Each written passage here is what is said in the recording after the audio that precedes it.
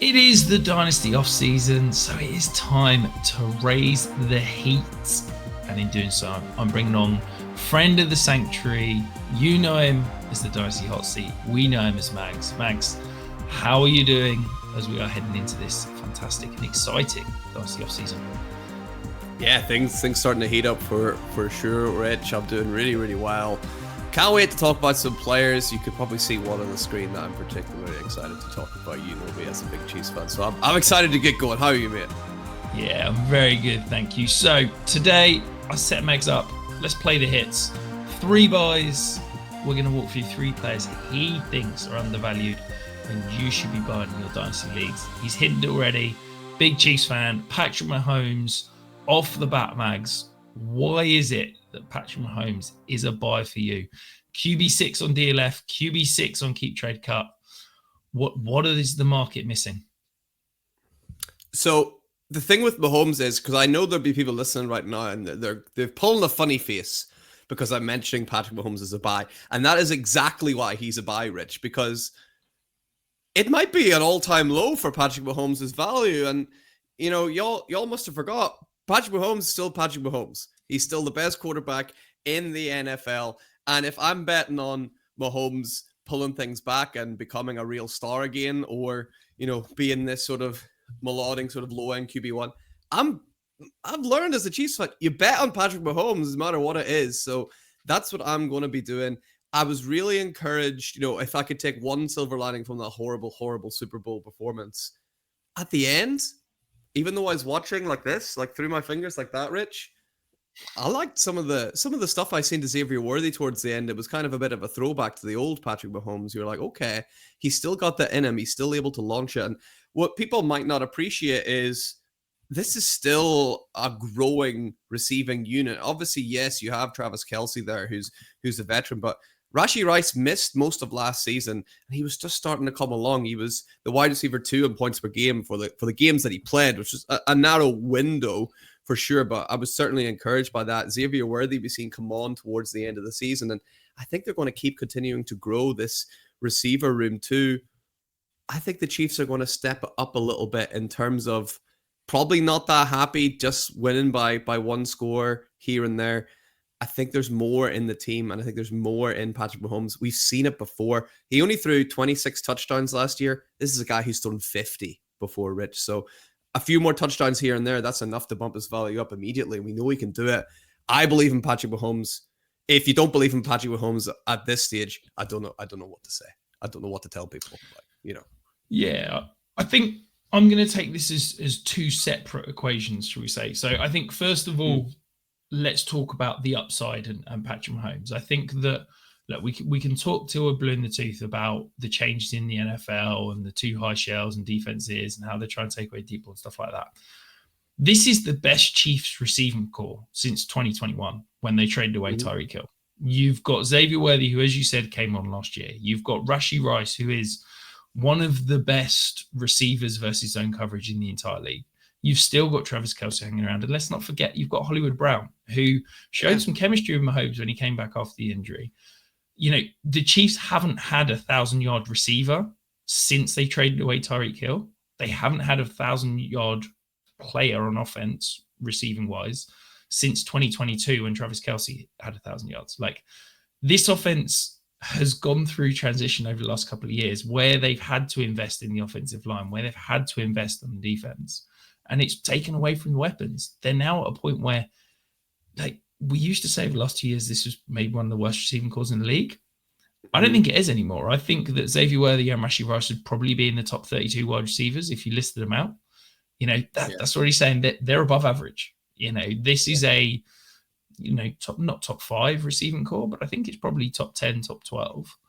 And that's encouraging for Patrick Mahomes. Plus, you've got the, you know, the narrative of the Chiefs want to come back. You know, they are very much rolling it back and they want something to prove.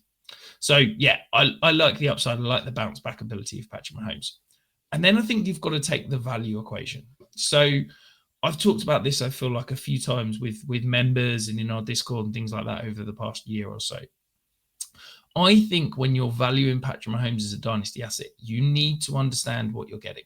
I think in super flex formats where I value security, longevity at the quarterback position insanely high, even if he is a QB, let's say 10 to 15 over the next 10 years, he's still undervalued at his current trade price. It's like, I get in a 1 QB league, I am significantly lower on Patrick Mahomes. In a 1 QB league, Patrick Mahomes is my QB8.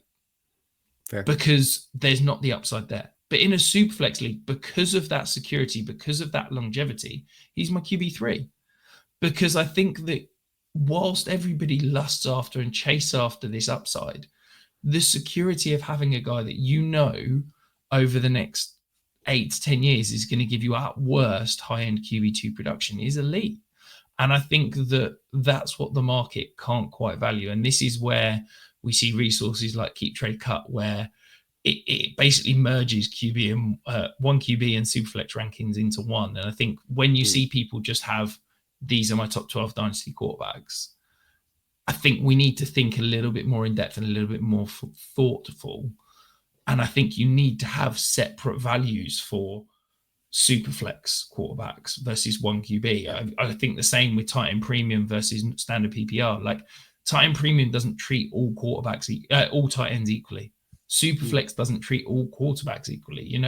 In a 1 QB league, I'm so much higher on Jaden Daniels than I am in Superflex. In a 1 QB league, I'm lusting after that upside. I'm lusting after that youth. I'm lusting after that potential.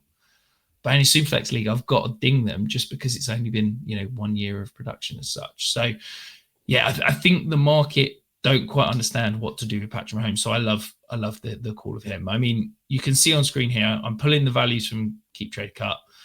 They think a mid-first and a mid-second can get Patrick Mahomes in a Superflex league. I mean, look, if I can buy Patrick Mahomes for that, I'd happily have 100% rostership of him. What value would you place on Patrick Mahomes right now in a Superflex league? I mean, it's different. You're not buying if you trade with me, you're not getting them, right? Because obviously I'm a Chiefs fan, and I'm gonna take that fanship and do it quite. But for me, just like trying to put the fandom to the side, you got to be coming with 2 first plus to get Patrick Mahomes. You got to. Yeah. I don't see how you sell him for anything less. Yeah, absolutely. So to take behind the curtain, I'll walk you through my trade value. So as I said, he's my QB3 in Superflex. I've got him as 88 points. That's a scale of 0 to 100. A random future first is worth about 25. So I'm saying that he's worth 3 firsts and a second to me, roughly, in trade value. As you said, if you've got to come 2 firsts plus, 2 firsts plus, someone like Bryce Young or JJ McCarthy or something like that. Like I'm happy to pay out for Patrick Mahomes. If I can go out and buy him for a first, a second, even 2 firsts, that's an absolute smash every day of the week because Superflex are gold dust. And, I think particularly in this offseason, I've talked about it a couple of times when we had Heath Cummings on and things like that. People don't feel the pain at the quarterback position at the moment because they can look at a roster and say, I've got 2 starting quarterbacks, I'm fine. But as soon as it gets to week 5 in season, there's bye weeks, there's an injury, something like that.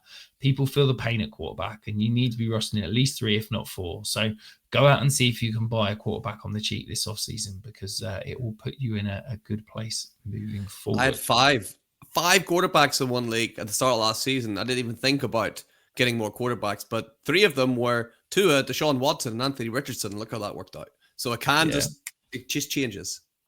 Yeah, I have one league where I've got 6 starters, and I did have one person DM me saying that I was ruining the league by holding quarterbacks, which I'll be honest, made my day. So I was quite pleased with it. I love it. Let's move on to your next buy, though. Marvin Harrison. I tell you what, take us back 12 months. Marvin Harrison, you couldn't buy the guy. He was unobtainable. The future of the wide receiver position in Dynasty, so insanely highly valued. A challenging rookie year. Do you expect him to bounce back and get back to that, top 5 Dynasty wide receiver that he was before he even played it down in the NFL? Yeah, he still is the future, Rich. I mean, you just said it was 12 months ago. Like that's not a long time in Dynasty at all. So I still believe in Marvin Harrison Jr. What I seen on tape of him at Ohio State was truly, truly special. I think that, with these rookies coming in and with so many of them doing so well the first year, it kind of knocked him a little bit. But traditionally, if you looked at his rookie season, not bad. Not lighting the world on fire like a Brian Thomas Jr. did, the guy who came out the same year as him. But man, still really solid rookie year. I expect the rapport with Kyler Murray to continue to grow. I expect them to get Marvin Harrison Jr. on the ball a lot more because Arizona, they know what they have with Marvin Harrison Jr. So I expect to see his target share go way up. I expect his red zone uses in particular to go way up as well. So he's one I have been actively trying to target. The issue is everybody seems to think the same way, Rich. At the minute, everyone who owns him is like, nah, he's going to come good. So I find it really difficult to try and buy him. I don't know if any of the listeners could drop a comment and say if they've managed to get him somewhere for anything, because I've been really struggling to buy Marvin Harrison Jr. because I see a big second season. I could see him finishing in that wide receiver 1, for top 12 category for sure. Could he even push it into like that top 8 range? I can see it. He's got the talent for it. And I just really hope that the Arizona Cardinals start getting him involved a little bit more and even, hey, drop some plays for the guy. Get him the ball. See what he can do, because we all seen what he could do at Ohio State and it was really, really special. So I want to see some more of that over at the Cardinals. Yeah, I think that it's a difficult one, isn't it? Because I think that in theory, Marvin Harrison is the perfect buy candidate in terms of sky high potential, had a disappointing year, perfect opportunity to gamble high. The problem is that most of the people that are rostering Marvin Harrison paid an obscene price to draft him last year and are therefore kind of holding on to that. And if you're put yourself in their shoes, are you wanting to sell an asset that you paid a high price for, probably at half the price, a year later when there's still potential there? So I think that's maybe where the challenge buying is. But I mean, look, yeah, okay, he didn't have the incredible year, but 62 receptions, 885 yards, 8 touchdowns. Like, that's a pretty solid rookie year. Let's be honest. It's not terrible. I think part of the challenge is that the Cardinals didn't make his life easier. Is that they turned around and said, you are going to be our X outside receiver. You're going to run all the difficult routes. And to be honest, that's probably good for him in the long term.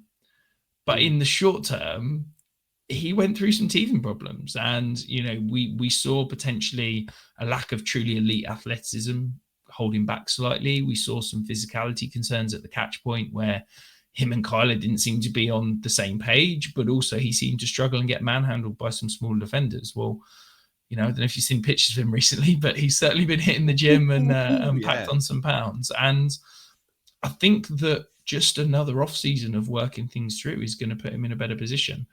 I'm hopeful that the Cardinals start putting him in some advantageous positions. It was about 9 weeks before we saw him run a crossing route and things like that. Like, if we can start to give him some of those easy touches, we know he can do the difficult stuff. He did it last year.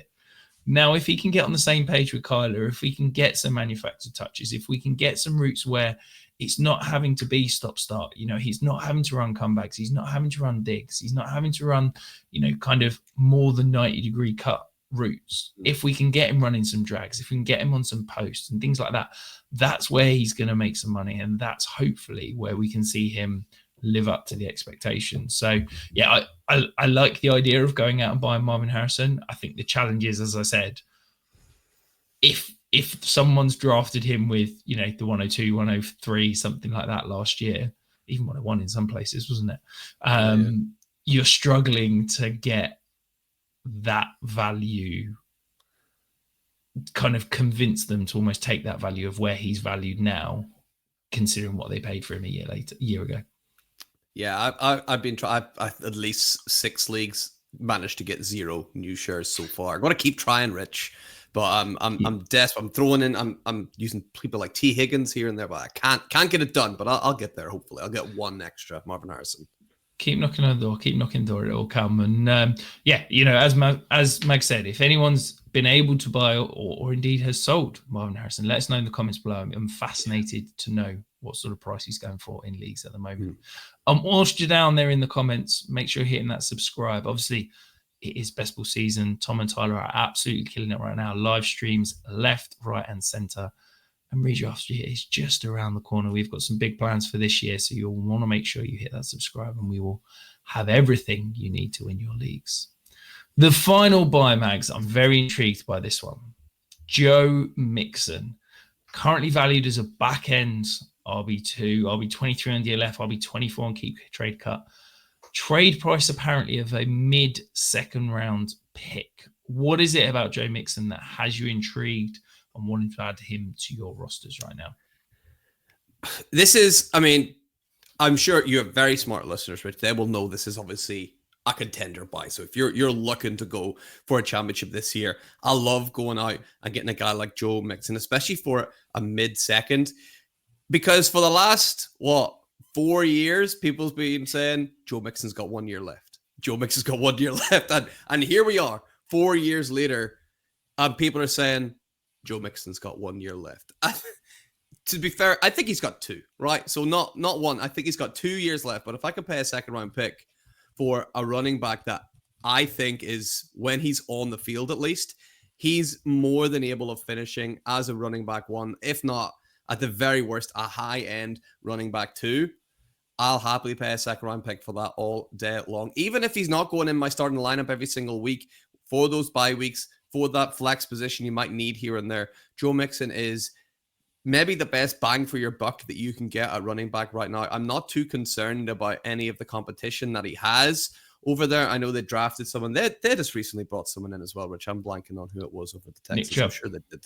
Nick Chubb. I mean, I'm not too worried. I'd love Nick Chubb to do well. It would be a great story, but I don't see him taking too much off Joe Mixon. He's excellent in the passing game. Him and CJ Stroud seem to have a pretty good link up as well. So I'm just looking for value where I can get it. And when I'm looking down the running back rankings and I'm going, Joe Mixon, keep trade cut, low end running back 2. I expect him to be, low end running back 1 for this year and probably next year.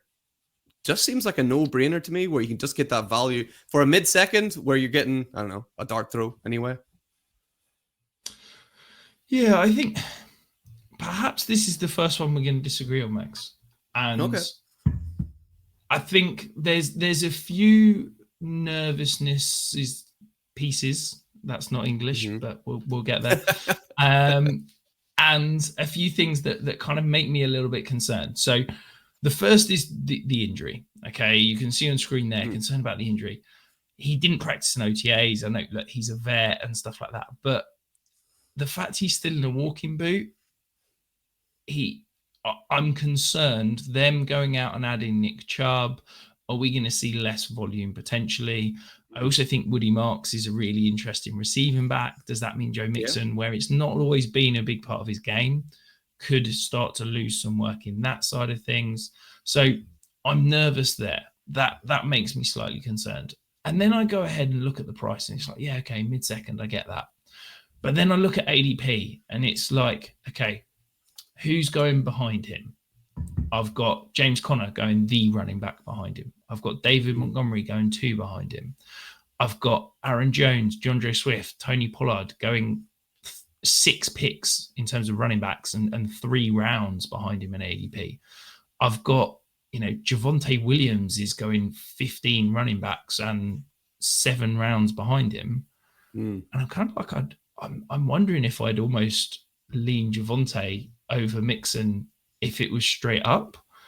And if I can get that much value between them, it's like, so I guess I don't hate on Joe Mixon. I see what you're saying of, contender. If you can add him as a flex option, RB3, he's going to give you probably solid RB2 production at a good price. I don't hate that. I guess what I'm saying is that I get every reason to go out and buy Joe Mixon, but I would prefer some other guys in a similar price range that I think have got potentially less competition or less concerns. James Conner doesn't really have anyone competing for him for touches. They've just given him a new contract. Yeah. Javonte Williams, okay, they've not paid him, but they've not got anyone else competing for touches there unless you're a big Jane Blue fan. And then you go ahead and look at Joe Mixon's contract, and it's like, I know you're saying maybe 2 years. I'm not convinced. So the contract, the Texans can save $8.5 million if they cut him at the end of the season. If he's on the roster, he would count $10.5 million. They've only got a $2 million dead cap hit. So it's like, looking at that, the Texans, given that they're going to have to pay Nico Collins soon, given that CJ Stroud's coming along, are they really going to want to pay? We've also got Will Anderson to throw in as well. Are they really going to pay $10.5 million to a veteran running back? That feels pricey. Can they go out? Nick Chubb's like $4 million or something like that. Like you can find replacement backs at a decent price, and I think they're now entering a stage of their contention window where you can no longer pay luxury prices for players because you're going to have to start paying your star DN, your star quarterback, your star wide receiver. So yeah, I hate to bring you on and disagree. I get the Mixon, but I'd prefer some other players, shall we say. But feel free to have the floor and come back at me. It is funny. James Conner, who you mentioned, was almost the name that I typed in as well, because I seen him right after Joe Mixon. I talk about James Conner, I feel like, on every show, so it was a good option to perhaps not talk about James Conner. Yeah, I just like where I seen him and the price. It just stood out for me. A guy that, if you look at some of his performances last year, just before the bye week, I think Joe Mixon, if you look at his score, he was like running back 1, he's running back 2, he's running back 4. He was constantly in that top 5 running back range. So I think if you get Joe Mixon in that sweet spot where we seen him just before the Texans bye week, that is just an absolute revelation for your teams. The injury is concerning, but I don't know. I'm getting less and less concerned about injuries. I don't know if you're the same, Rich, but it feels like everyone's favorite running back has got an injury, and unless it's a catastrophic one, like the Christian McCaffrey one, or something like a massive rupture somewhere, then I'm worried. But for these injuries, it feels like they're kind of a dime a dozen now, and maybe it's just I'm getting older, I'm playing longer, and I'm more more numb to it, but I'm less concerned about these injuries, Rich. I don't know. Are you the same? Yeah, no, I kind of am. I guess my concern is that if you're buying a guy who could potentially only be a 1-year window of production, if you're going to eat into that with an injury concern, what am I buying? And I get it. I'm someone that preached on our last show about not if you're a contender, not buying production for the early season, you're basically buying production for the playoffs, and that's what you think about. So I get it, but yeah, it concerns me, and I think it's it's an easy conversation, isn't it? But hey, if you're watching this, let us know in the comments. Who would you prefer, Joe Mixon, James Conner, straight up? I'll tell you what, I'll give you Joe Mixon a 4th versus James Conner, because Joe Mixon's going 1 point ahead in ADP. So you've got to get a little bit of value on there. Yeah. But that is it. 3 buys from Mags. Thank you ever so much for joining us. It is always a pleasure to have you here, Mags. Remind everyone watching, where can they find you and where can they find your fantastic work? Yeah, go find me on YouTube, Dynasty Hot Seat. Go check it out. We do mock drafts all the time, doing a series at the minute where I've took on an orphan dynasty roster this time last year.